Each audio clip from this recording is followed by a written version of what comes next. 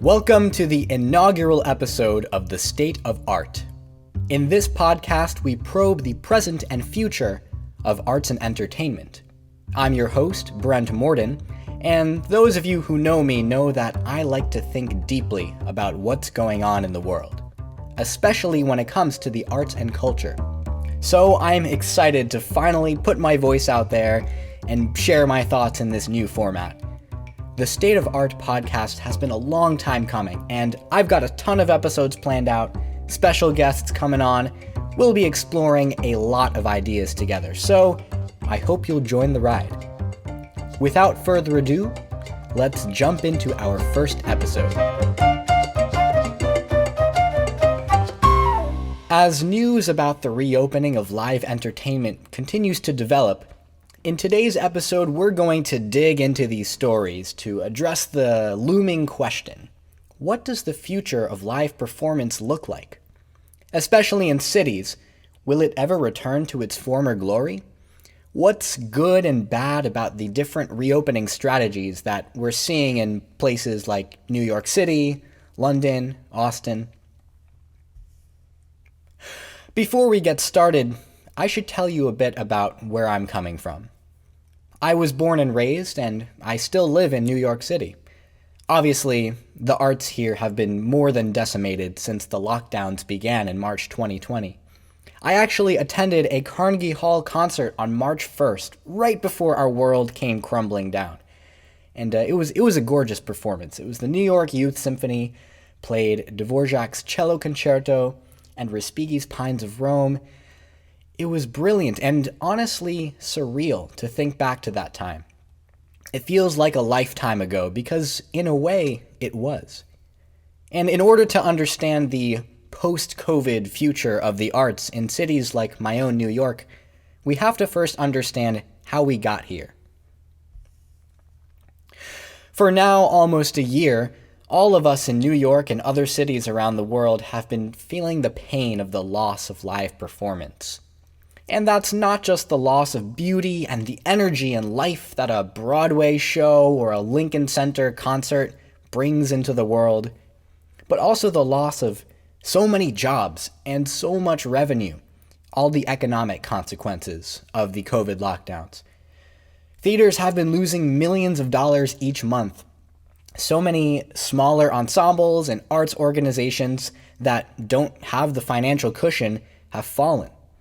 New York's most phenomenally talented actors, singers, instrumentalists, you name it, the star leads in Broadway shows suddenly became unemployed.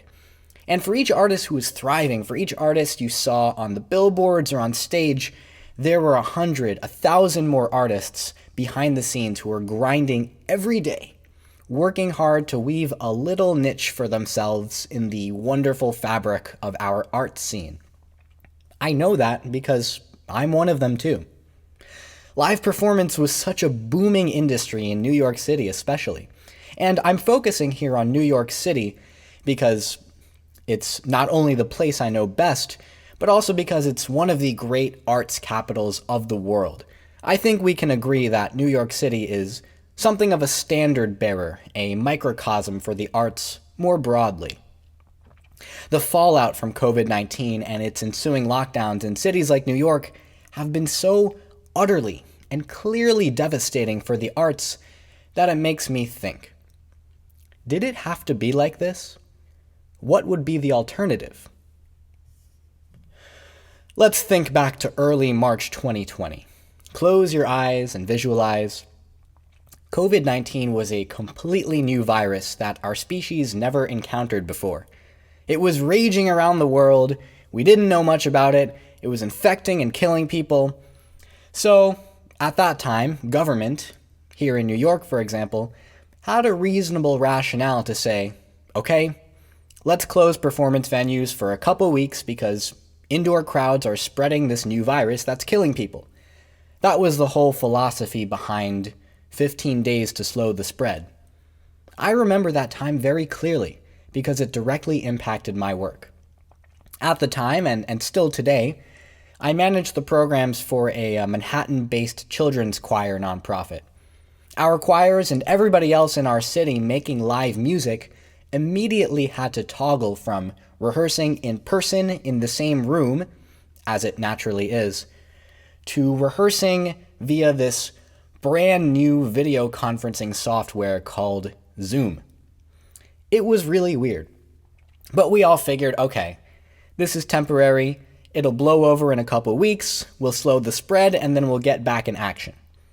The common feeling among us in the live performance sphere was a hopeful return in a few weeks' time.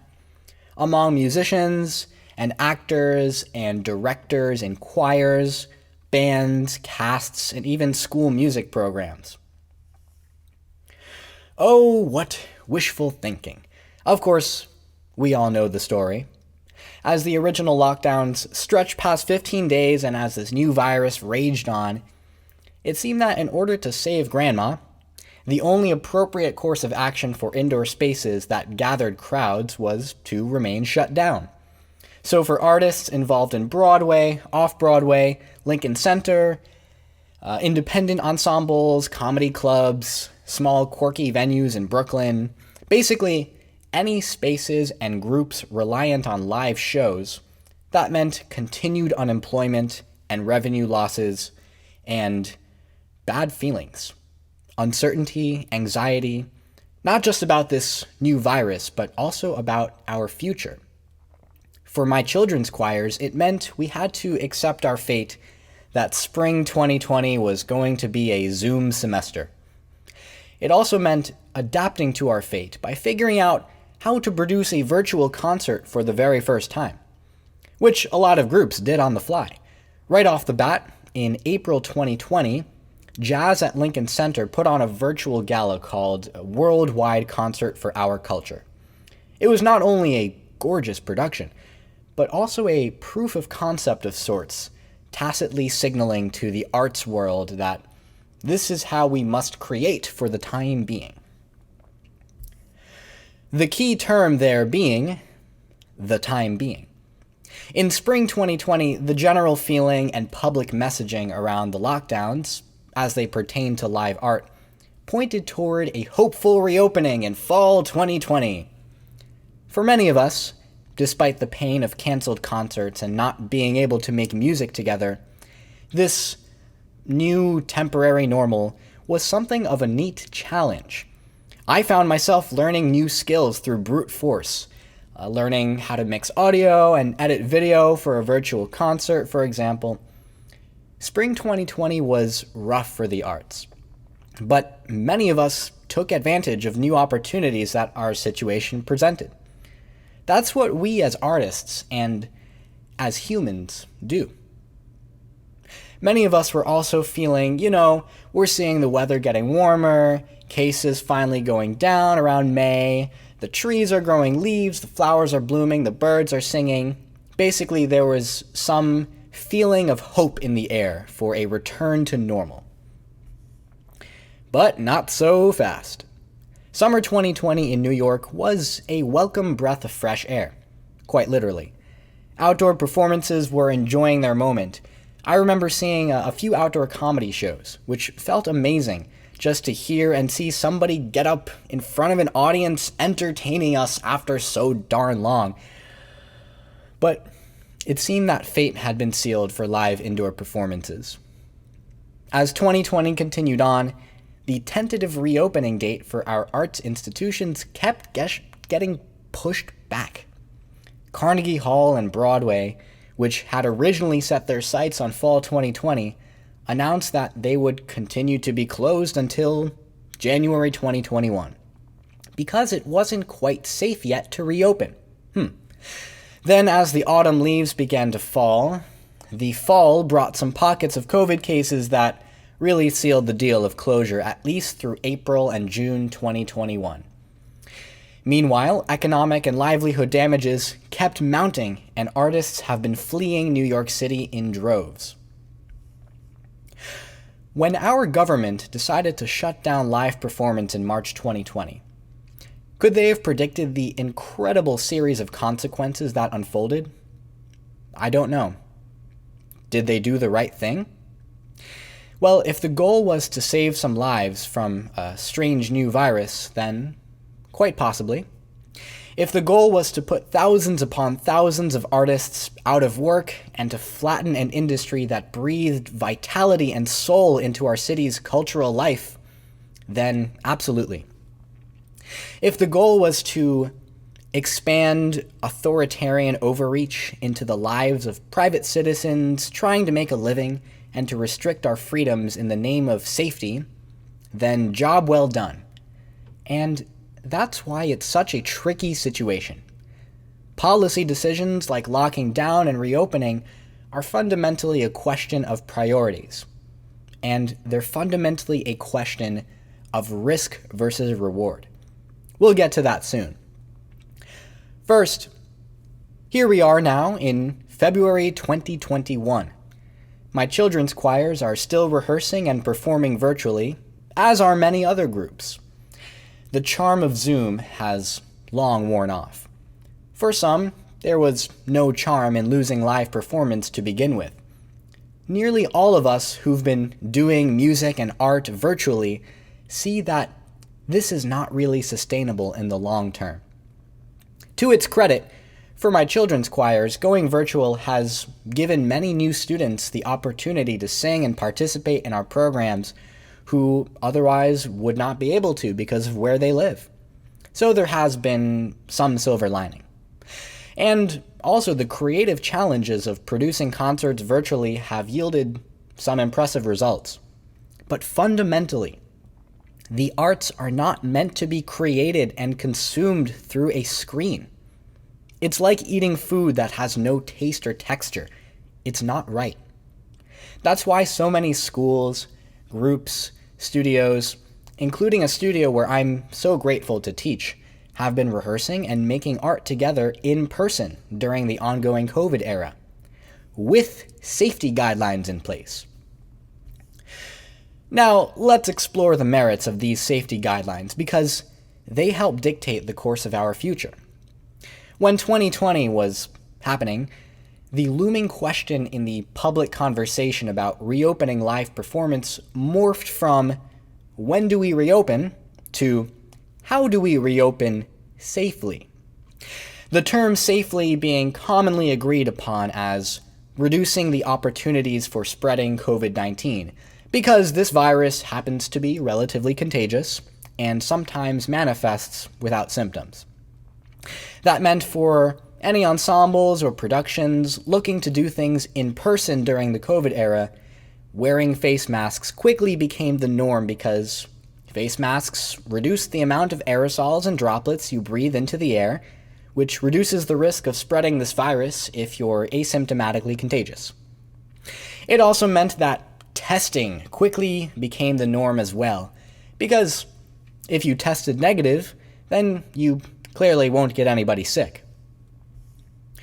For example, I was on set at a commercial filming in November 2020, and these two guidelines were exactly what they asked of everybody there. Get tested and wear a mask. Simple enough, right? Another example. If all the talent in a theatrical production tests negative, then there's no problem for them to sing and perform in close contact without masks.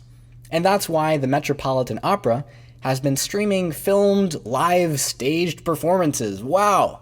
Even though live audiences aren't allowed into the hall, their cast has been tested and therefore are good to go. They form a pod of sorts. This same approach allowed me, as the composer and music director, and my writing partner, and a crew of actors and musicians to record a filmed original musical that we created during December and January. So during the COVID era, in cities like New York, there have been reasonable ways that ensembles, groups, productions could put on at least something that's done in person. However, the health guidelines that we've had to follow have been clunky. At that commercial that I was at, testing took up a huge chunk of our afternoon, not to mention a chunk of the production's budget. Here's a thought experiment. What if at that commercial, they had not tested us and just let us be on set maskless? You know, like the good old days. The production company certainly would have saved a lot of time and money for one. And because this commercial happened to film all outdoors, and because aerosols and droplets that we breathe disperse almost immediately outdoors, so that the risk of catching a virus is practically negligible, what would have happened is we all would have been fine. But what if this commercial was filming indoors without any guidelines? Then perhaps some people on set might have caught COVID-19. And here's the million-dollar question, folks. Is it worth the trouble? Was saving several people from catching this virus truly worth the time and money and discomfort sacrificed by everybody? Maybe. Maybe not. Maybe they saved somebody from getting severely ill and dying. We don't know. At first, the lockdowns and health guidelines seemed necessary and reasonable. But as we learned more about COVID-19, and we watched different reopening strategies take place in different cities, it was no longer evident that these guidelines made a meaningful difference anymore. Because now we know is that the death rate for COVID-19 is quite small for viruses of its type, especially small for people who are not elderly and don't have any underlying health conditions. But what's developed over the last year, for better or worse, has been an obsession with safety. Not just within our government and public health spheres, but also within our culture. In December 2020, Actors Equity Association, one of the premier labor unions for American actors, released their official set of COVID safety guidelines for live productions. They detail guidelines for any union production that's indoors or outdoors, with or without an audience. It's on their website. You can read it. While we're here, why don't we scroll through one of these guideline documents? Let me pull it up. So this is the Producer COVID-19 Safety Intake Worksheet, Outdoors with an Audience. Talks about the 4 principles. There must be a sustained decrease in new COVID cases. Individuals who may be infectious can be readily identified and isolated. There's protocols with contact tracing with the government. They require an infection control specialist, COVID-19 testing plans, test results, notifications, where will testing take place. I'm just reading some headlines here. Protocols following a positive test, a series of protocols for employers' health and safety, symptom screening, quarantine guidelines, medical resources, social distancing during rehearsals, backstage, and off hours, food and beverage being screened, orientation and training, venues' health and safety protocols for the venue. And this is a 30-page Word document here. Ventilation in indoor workspaces, detailing HVAC, spacing in the work, elements for the show, including PPE and social distancing, limitations on costumes and the use of set pieces, housing, protocol, ventilation. You get the idea. You get the idea. And if you thought just masking and testing were clunky, these guidelines absolutely dwarf them. Now, are production companies and actors and investors even reading these guidelines thinking, all right, this sounds great, no problem, let's get back into things? Or do they read this thinking, oh my God, what I see here is more work, more time spent, more money spent, more complicated procedures, more opportunities for litigation, more making our lives difficult. For what? For what? Because what does it really mean to be safe anymore? That's the million-dollar question when it comes to reopening live performance.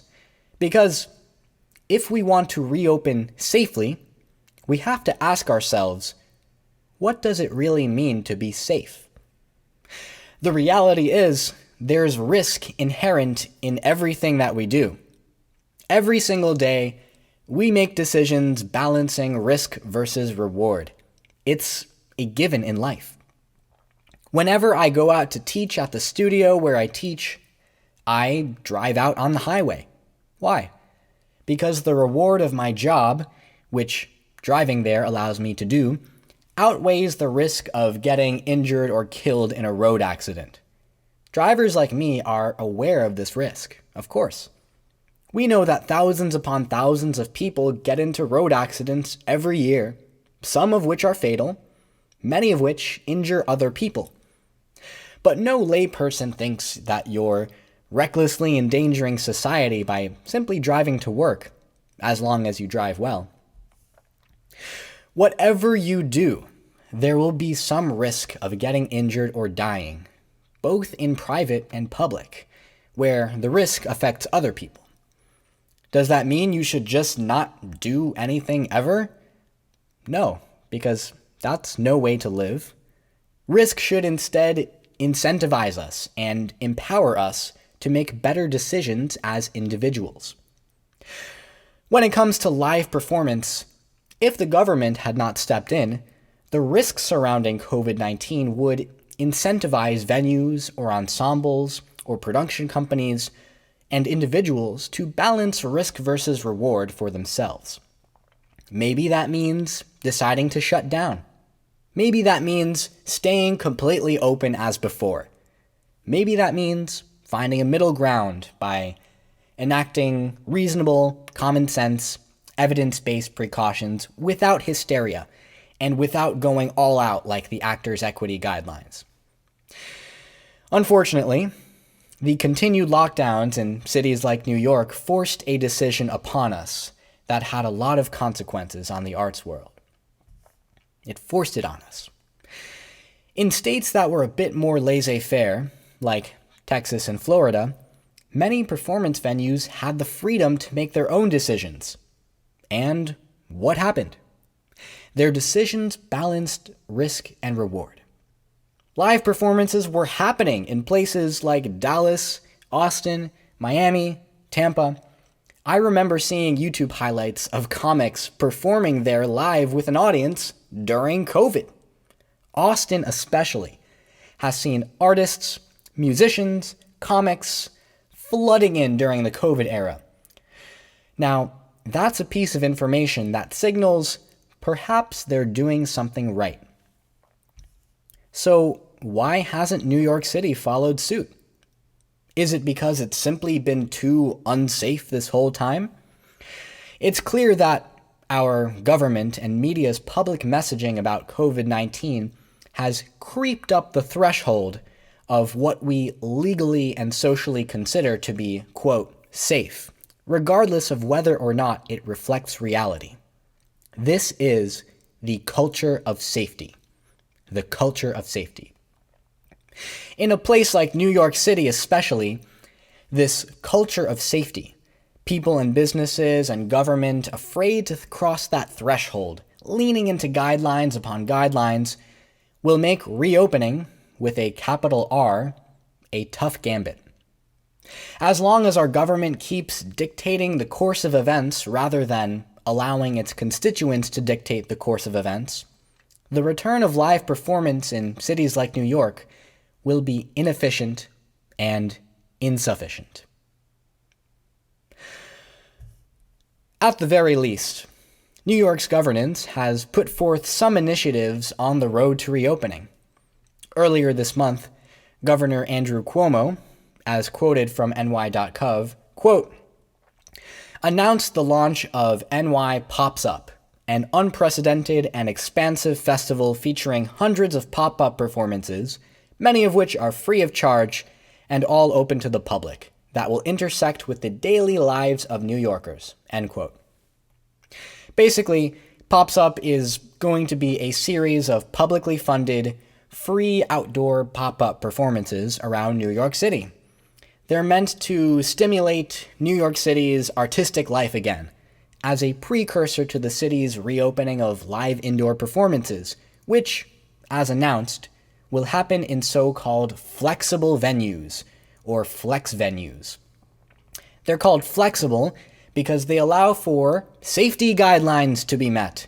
Ah, yes, it's all about the guidelines.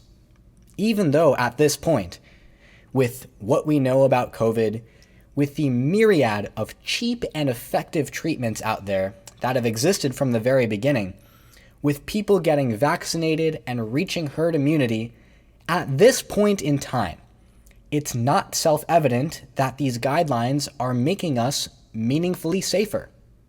However, we're past the point of no return. Safety has become an idol. And if adhering to strict, perhaps even arbitrary guidelines and reopening in these flex venues is what the government tells us is the way to reopen safely, it must be true, right? Because individual venues, ensembles, organizations, and people can't be trusted to make our own decisions.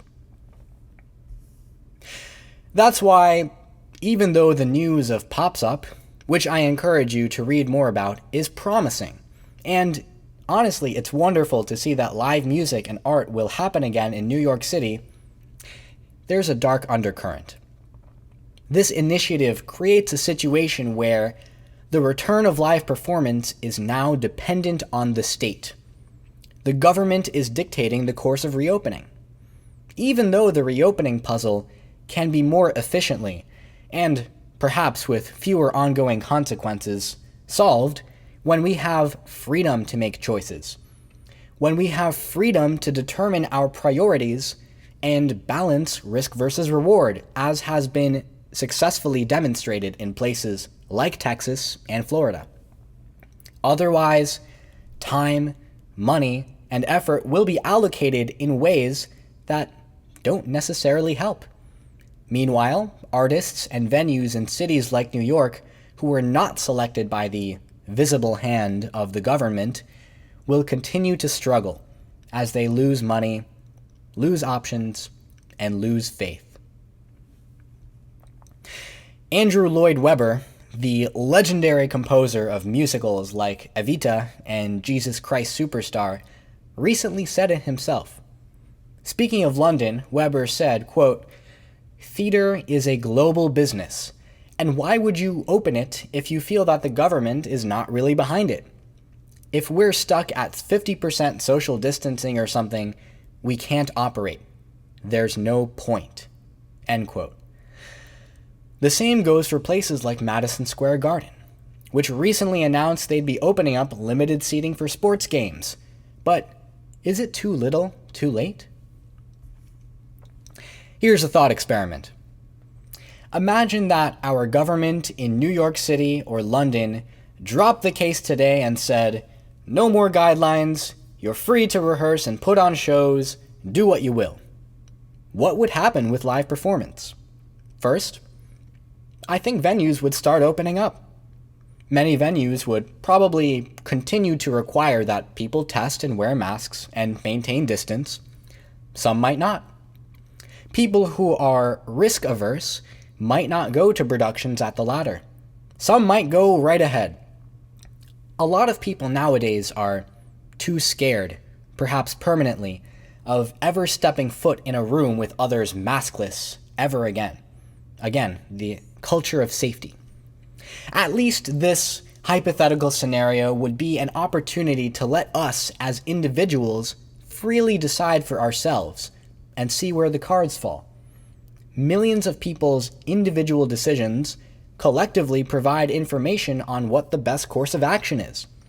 Because the reality is, we're long past the point of reasonably justified government intervention. When it comes to reopening successfully, freedom might just be the way forward. Why do you think so many artists are flocking to Texas after all? To wrap it up, I'd like to reframe our opening question by asking, what would it take for live performance in cities like New York to return to its former glory? What would it take?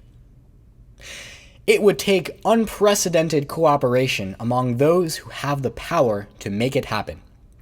Our government here in New York has the power to roll back the policies that have been arbitrarily keeping the arts down for so long. Artists have the power to relentlessly create and continue sharing our voices and stories with the world. And people have the power to support the arts. it's not impossible. So, I look forward to seeing how Pops Up turns out. Maybe it'll be a role model of the spark that jumpstarts our art scene back into action. Or maybe not. Maybe we have to adapt to our new reality. I remain skeptically optimistic and optimistically skeptical. Whatever happens, though, art always finds a way. Artists always adapt. If that means moving to Texas, then so be it. But I know that for myself, as an artist staying put here in New York, I have no choice but to continue fearlessly making art. Because if we want the arts to survive, there's no alternative. Thank you for tuning in to The State of Art. I hope you enjoyed this very first episode. If you have any thoughts, agreements, disagreements, questions about what we talked about here, I'd love to hear from you. Email thestateofart@mordenmeetstheeye.com. That's my last name, mordenmeetstheeye.com. Maybe I'll even bring you on for an episode. We'll see. The best is yet to come, so if you like what you hear, please share this episode and subscribe for more. Once again, I'm your host, Brent Morden, and until next time, champion yourself.